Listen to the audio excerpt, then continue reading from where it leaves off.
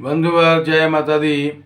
आपका अपने चैनल आचार्य DC शर्मा पर हार्दिक स्वागत है और सबके लिए मंगल कामना करते हुए और कल के आने वाली अक्षय नवमी की, अक्षय नवमी की या आमला नवमी की आप ढेर सारी बधाइयाँ स्वीकार करते हुए सबके लिए शुभकामनाएं अक्षय नवमी की देते हुए रोचक विषय लेकर उपस्थित हैं जो अक्षय नवमी के बारे में महत्व और पूजा पाठ के संबंध में है। बात करते हैं अक्षय नवमी की, आमला नवमी की। ये पर्व हमारे यहाँ चारों युगों में मनाया जाता है और ऐसा पौराणिक मत है कि इस अक्षय नवमी वाले दिन जो भी कार्य किया जाता है उसका क्षय नहीं होता है, वो कभी नष्ट नहीं होता है। तो अच्छे कार्य किए जाने पर, व्रत आदि रखने पर, गंगा स्नान करने पर, यानी शुभ कार्य करने पर, दान धर्म करने पर वो सभी कार्य आपके अच्छे गति को प्राप्त करते हैं, जिनका कभी क्षय नहीं होता है। पुण्य आपका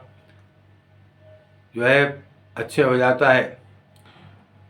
ये कार्तिक मास के शुक्ल पक्ष में 9वें दिन ये तिथि अक्षय नवमी प्राप्त होती है। इस अक्षय नवमी को आमला नवमी या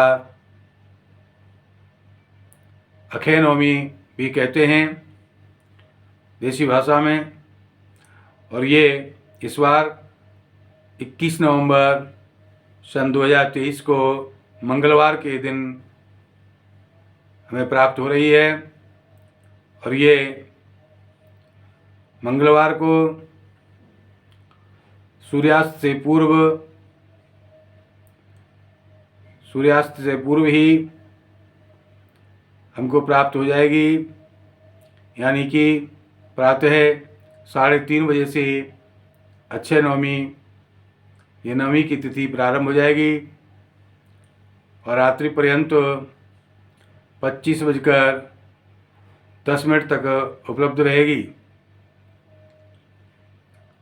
इस नवमी पर शुभ मुहूर्त पूजा पाठ करने का प्रातः 6:20 से दोपहर के 12:20 तक चलेगा। और इसमें आप ये पूरा विधि विधान से आप पूजा पाठ कर सकते हैं। इस आमला नवमी पर मान्यता ये है कि भगवान विष्णु लक्ष्मी जी के साथ इस आमले के वृक्ष पर दृश्य अदृश्य रूप से विराजमान रहते हैं और ये कार्तिक पूर्णिमा तक विराजमान रहते हैं। तो यहाँ पर आप अक्षय नवमी वाले दिन से पूर्णिमा तक रोजाना इस आमले के वृक्ष की पूजा कर सकते हैं, जो बहुत ही शुभदायक पुण्यदायक होगी। आमला हमारे जो आयुर्वेद के अनुसार बहुत ही उत्तम रसायन का काम करता है। ये फलों में सबसे महत्वपूर्ण फल माना जाता है और इसको उपयोग करने से अगर आप भोजन के उपरांत आंवले का चूर्ण नियमित रूप से रात्रि को लेते हैं या दोनों समय लेते हैं तो ये आप किसी प्रकार की आदि व्याधि से बचे रह सकते हैं और आपकी समस्या, पेट संबंधी सभी समस्याओं का समाधान हो सकता है। इसमें थोड़ा सा हल्का सा एक नमक मिला लेना चाहिए, जिसको लाहौरी नमक कहते हैं, बिरका नमक कहते हैं। इसको थोड़ा सा मिला करके अगर आप आंवला के चूर्ण का उपयोग करते हैं तो बहुत ही शुभदायक, आपके लिए सुखदायक स्थिति बनाता है। ये एक रसायन है और ये अमृत तुल्य माना जाता है आयुर्वेद में। तो इस प्रकार से आप इसको शहद के साथ लेते हैं प्रातः, और रात्रि को भोजन के उपरांत गर्म पानी से, गर्म जल से लेते हैं, तो आपकी सारी समस्याओं का समाधान ये करता रहता है। इस प्रकार से इतने महत्वपूर्ण रसायन वाले फल के वृक्ष को संरक्षण के लिए, अनुरक्षण के लिए और उसके निरंतरता बनाए रखने के लिए हमारे ऋषि मुनियों ने ये अक्षय नवमी के दिन ही ये वृक्ष उत्पन्न हुआ है। यहाँ से सतयुग का प्रारंभ हुआ था। तो इस प्रकार से ये बहुत ही महत्वपूर्ण दिन होता है। जिस प्रकार से अक्षय तृतीया होती है वैशाख के महीने में, वहाँ पर भी उसी प्रकार से जो भी कार्य किए जाते हैं शुभ, वो सब वह अपने अक्षय को प्राप्त होते हैं, हमेशा के लिए पुण्यदायक होते हैं, सुखदायक होते हैं। इस प्रकार से यहाँ पर अक्षय नवमी में भी यही प्रक्रिया होती है। अब बात करते हैं कि आपको किस प्रकार से ये पूजा पाठ करनी है। प्रातः शीघ्र ब्रह्म मुहूर्त में जाकर के कार्तिक के स्नान का पुण्य प्राप्त करें। स्नान से पूर्व जल में थोड़ा गंगा जल, थोड़ा आंवले का चूर्ण डाल करके आप स्नान करते हैं तो बहुत ही शुभदायक होगा। इसके बाद में स्नान ध्यान से निवृत्त होकर आप अपनी दैनिक पूजा पाठ करें और उसके बाद में आंवले के वृक्ष के पास जाकर के आंवले की पूजा का विधान करें। इसके लिए आप जो रोली चावल आदि मिष्टान पकवान जो आपको भोजन कराने की इच्छा हो, वो सब आप लेकर के वहाँ जाएंगे और वहाँ पर जो है अच्छे ब्राह्मण को, सात्विकी ब्राह्मण को, कन्याओं को या विद्यार्थियों को जो भोजन कराने का विधान होता है। और परिवार के अपने बच्चों को, अपने परिवार के सभी लोगों को वहीं बैठ कर के भोजन करने का भी विधान होता है।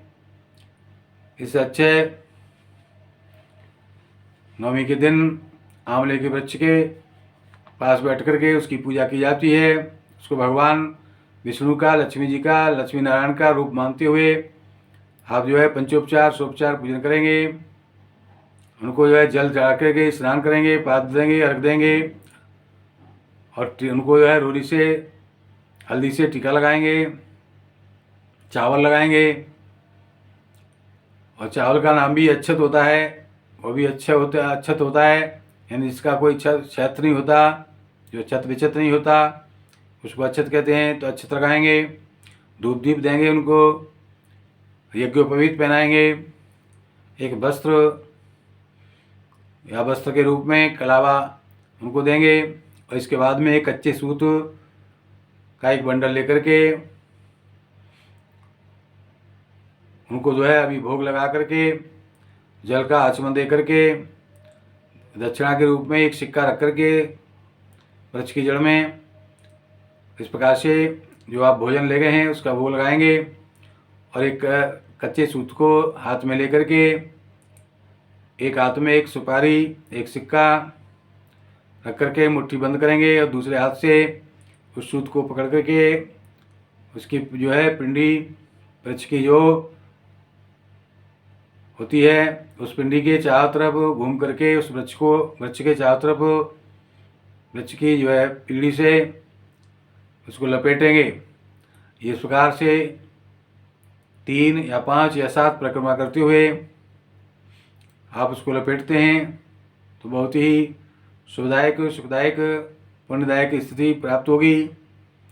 इसके बाद में मंगल गीत गाते हुए स्त्रियां वहाँ पर अपने ब्राह्मण को, सात्विकी ब्राह्मण को, अपने बच्चों को, परिवार के सदस्यों को भोजन कराएंगे।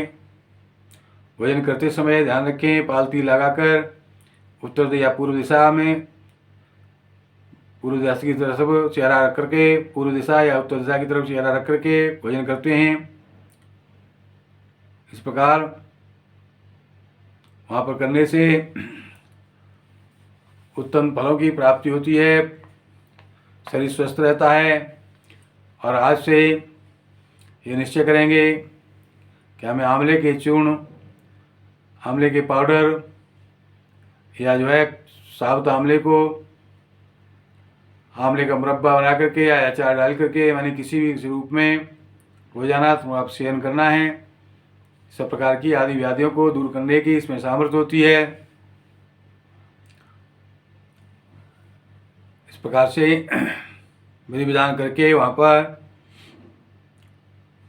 क्षमा प्रार्थना करेंगे। क्षमा प्रार्थना करके नमस्कार करके तब वहाँ से जो है घर के लिए चलते आते हैं। और घर के आसपास आपने लगा रखा है तो बहुत अच्छी बात है। वहाँ पर जो है किस प्रकार करके आप अपने पुण्य को प्राप्त करेंगे, अपने लिए स्वास्थ्य का वरदान प्राप्त करेंगे, अपने लिए, परिवार के लिए उत्तम स्वास्थ्य की प्रार्थना करेंगे और उसका वरदान प्राप्त करेंगे। इस प्रकार हमारे प्रोग्राम को ध्यानपूर्वक सुने, समझें, तदनुसार उसकी कार्य योजना बनाकर चलें। आपका समय सुश्रेष्ठ होगा और अच्छा ही नवमी पर किए गए आपके इस पूजा विधि आदि का आपको सफल प्राप्त होगा। हमारे प्रोग्राम को सबसे पहले पाने के लिए हमारे चैनल आचार्य डी.सी. शर्मा को सब्सक्राइब करें, लाइक करें, शेयर करें और शेयर करके पुनः करें। किसी प्रकार की ज्योतिषीय समस्या के समाधान के लिए हमारा निःशुल्क फ़ोन नंबर 8630379775 को नोट करें। जय माता दी।